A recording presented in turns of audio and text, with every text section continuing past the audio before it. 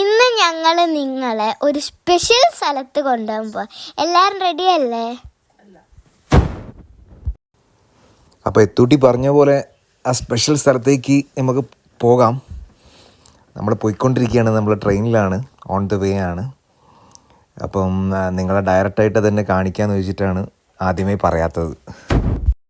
ഞങ്ങളിവിടെ എത്തുന്നത് ഒരു ഗുഡ് ഫ്രൈഡേ ദിവസം അതിനെ കൊണ്ട് അവിടെ എന്താ പറയുക, സിംബോളിക്കായിട്ടുള്ള കുരിശ് കൊണ്ടുപോകുന്ന ഒരു ചടങ്ങ് കാര്യങ്ങളൊക്കെ കാണാൻ ഞങ്ങൾക്ക് പറ്റി ഇതിൻ്റെ ഇടയിൽ.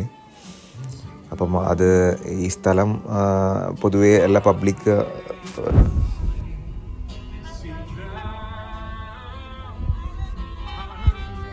സ്റ്റോക്ക്ഹോമിൻ്റെ മെയിനായിട്ടുള്ള ഒരു ടൂറിസ്റ്റ് ഡെസ്റ്റിനേഷനാണ് കിങ്സ് ഗാർഡൻ എന്നാണ് അതിന് പറയുക.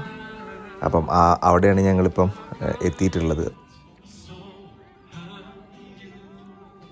അതിൻ്റെ ഇടയിൽ എത്തൂട്ടിക്ക് ഐസ്ക്രീം വേണമെന്ന് പറഞ്ഞിട്ട് എത്തൂട്ടി ഐസ്ക്രീമും തിരഞ്ഞ് പോയിട്ടുണ്ട്. അപ്പോൾ ഏകദേശം ഐസ്ക്രീമൊക്കെ വാങ്ങി അവർ തിരിച്ച് വന്നു. അപ്പോൾ നമുക്ക് കാണണ്ടേ എന്താണ് നമ്മളെ ഒരു സർപ്രൈസ് എന്നുള്ളത് കാണിച്ചു തരാം.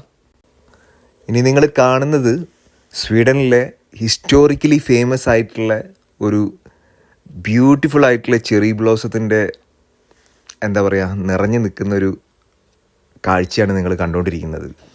ഇങ്ങനെ ഒരു പ്ലാന്റ് ഇവിടെ വരാനുള്ള കാരണം എന്ന് വെച്ച് കഴിഞ്ഞാൽ സ്വീഡൻ, ജപ്പാൻ എന്നീ കൺട്രികളുടെ ഫ്രണ്ട്ഷിപ്പിൻ്റെ ഭാഗമായിട്ട് 1998 ഇവിടുത്തെ കിങ്ങിന് ഒരു 63 പ്ലാന്റ്സ്, ചെറി ബ്ലോസത്തിൻ്റെ ഹൈബ്രിഡ് വേർഷനായിട്ടുള്ള 63 പ്ലാന്റ്സ് ഇവിടെ ഗിഫ്റ്റായിട്ട് കൊടുക്കുകയുണ്ടായി.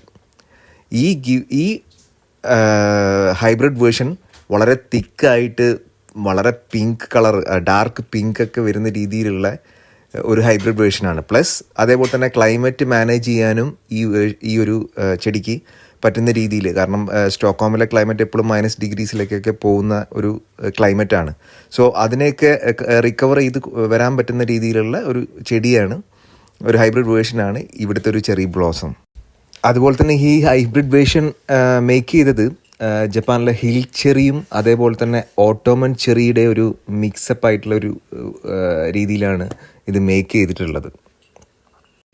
അതുപോലെ തന്നെ ഇത് ബ്ലൂം ചെയ്യുന്നത് മെയിൻലി ഏർലി സ്പ്രിംഗ് ടൈമിലാണ്. അതായത് ഏർലി സ്പ്രിങ്ങിൽ 10 ദിവസം മുതൽ 15 ദിവസത്തിൻ്റെ ഉള്ളിൽ, അതായത് 15 ദിവസമൊക്കെ മാത്രമേ ഈ ഒരു കാഴ്ച കാണാൻ പറ്റുള്ളൂ. അതുകൊണ്ട് ടോട്ടലി ഇവിടെ ലോക്കൽസ് ആയിട്ടുള്ള ആളുകളും അതേപോലെ തന്നെ ഒരുപാട് ടൂറിസ്റ്റുകളും ഇവിടെ എപ്പോഴും ഈ ഒരു വ്യൂ കാണാൻ വേണ്ടി പല സ്ഥലങ്ങളിൽ നിന്ന് എത്തുന്നുണ്ട്.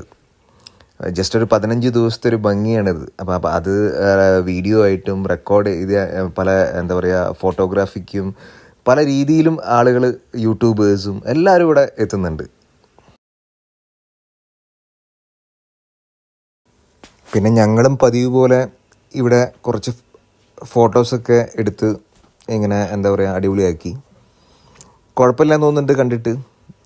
പല ആംഗിളിലും നിന്ന് ഫോട്ടോ എടുത്തു. പിന്നെ അതേപോലെ തന്നെ ഈസ്റ്റർ വരാനായതിനെ കൊണ്ട് ഇവിടെ കുറച്ച് സ്കൾപ്ചേഴ്സും കാര്യങ്ങളെല്ലാം ഇവർ സെറ്റ് ചെയ്ത് വെച്ചിട്ടുണ്ട്. അതായത് നമ്മളെ ഒരു ഈസ്റ്റർ എഗ്ഗിൻ്റെ ഒരു സ്കൾപ്ചർ വരുന്നുണ്ട്. നല്ല രസമുണ്ടായിരുന്നു കാണാനത്.